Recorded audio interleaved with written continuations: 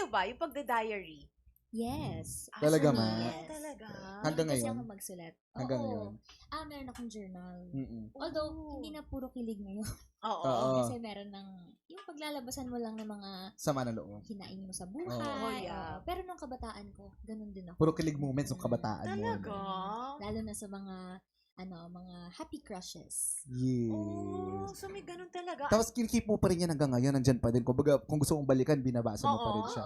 Oh, cute. Ikaw, Ana, wala kang ganyan. Wala akong ganun eh. Ah, talaga? Never ko na-imagine, never ko na-experience na Yes. magkaroon ng ganyang mga notes. Pero nag-journal din ako. Ah. Yung mga pinagpapasalamat ko, may mga ganun akong moments na Mm. susulat ako. Pero yung mga kilig moments, hindi talaga. Hindi ko Oh. never ko Mga nagawa. ganun, kasi parang tatawanan mo na lang paglaki mo. Totoo. Yes. Actually. Pero ang sarap din balikan yung mga, mga puppy crush, yung mga Totoo. crush, Oo. mga first crush mo. At saka Diba? minsan nga, pagtatawan mo yung sarili mo, bakit sinulat ko pala to dati? Yung Oo. gano'n. Oo. Nababalikan mo yung Oo. memories. Pero ito kasi kaya nga sila naghiwalay. Kasi strict ang parents ni Fatima. Kaya kayo, paano nyo ba papatunayan sa parents ninyo na if ever lang na parents ninyo ay hindi talaga sang-ayon sa relationship, paano nyo papatunayan na deserving kayo para sa anak nila? Kung talagang mahal mo, ito ipaglalaban mo.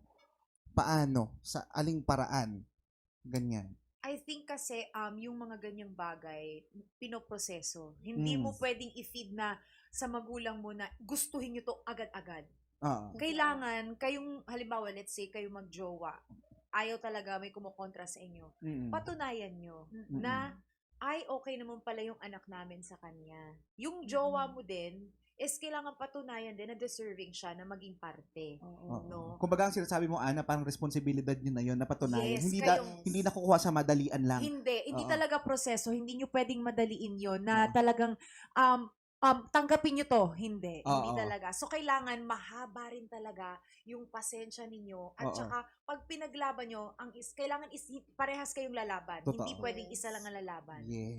Para sa At saka isang pag relasyon. pinatunayan nyo, dapat rin, parang hindi kayo lumalayo sa usual self nyo. Oo. Kasi parang there's no point kung parang mag-fake ka lang pala para magustuhan ka ng pamilya. Totoo. yeah. Diba? So, be yourself pa din. Pag Totoo. gano'n. At saka kasi minsan, kapag meron tayong mga bagay na ipinipilit natin, parang minamalas talaga tayo eh. Alam mo yung parang, Oo. yung walang blessing ng others, lalo na ng mga mahal natin sa buhay. Kasi Napapansin nakikita nyo ba nila, yun? Nakikita Oo. talaga nila din Oo. yun. Kaya Mm-mm. importante rin talaga na, kumbaga, maligal tayo kung ano, Oo, kung ano yung gusto pero natin gawin. naiintindihan natin kasi yung mga parents natin, they're just being parents. Na They Yes. want the best for us, mga Yes. anak nila, They want to diba? protect us. They want to protect us. Yes. Lalo na, sila Fatima, bata pa sila nun. Di ba, Oo, Ana? actually, sobrang aga nilang nag-start ng relationship nila, Yes. di ba? So, talagang yung pag-iingat ng magulang, hindi mo Reasonable. maialis. Tama. Yes, Oo. totoo.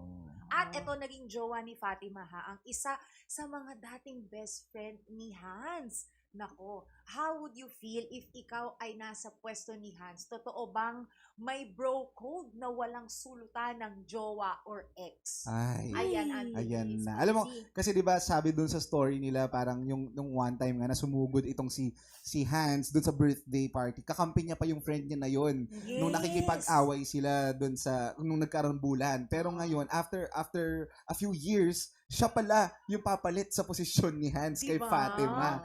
Sa akin, alam mo ang hirap sagutin. Ikaw, Ma. Siguro at the time, yung mga panahon siguro na magkakasama sila tapos parang in the moment talaga si Hans na girlfriend niya si Fatima. Siguro mafe-feel niya na na-betray talaga siya ng friend niya. Pero ngayon naman kasi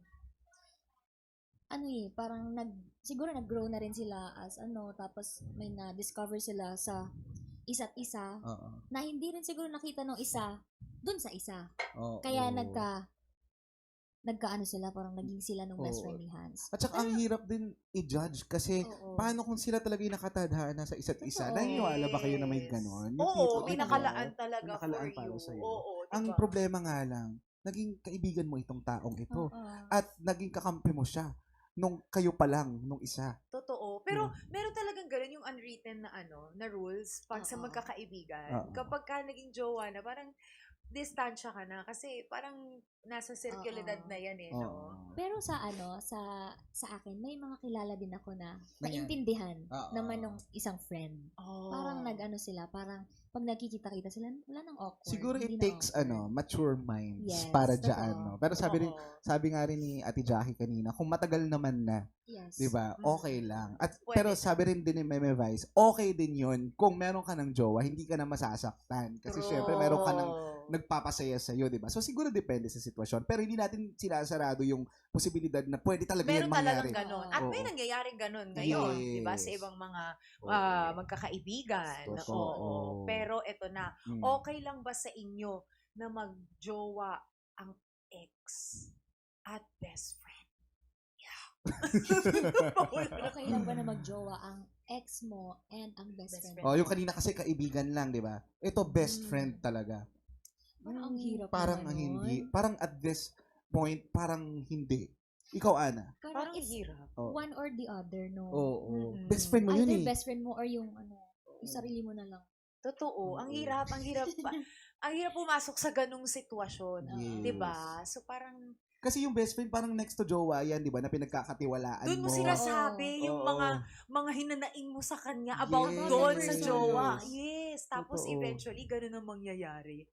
So, ipagpalagay natin gano'n na nangyari. Siguro, tama yung sinabi ni mamimili ka talaga. Oo. So, face the consequence siguro na Mm. kung gagawin mo yon mawawalan ka ng best friend. Yes. Totoo. So, timbangin mo. Timbangin mo. Alin ba ang mas mabigat doon? Totoo. Di Pero ba? alam mo, ang dami-dami naman talagang mahahanap na pag-ibig dyan sa ano, di ba? Totoo. Di na tayo nauubusan. Oo, basta ano ka lang, make yourself na available. I mean, hindi naman sa ihain mo talaga yung sarili mo, pero alam mo yon na, Open. oo, you Open. are open na makakilala ng iba't ibang tao. Tama. Di ba? Open din sa belief or sa fact na meron talagang person na para sa'yo. Oo. Yes, you just have to wait for the right time and habang naghihintay ka, gawin mo namang Enjoy. Miss or Mr. Right ka. Totoo. Diba? While Yes. waiting.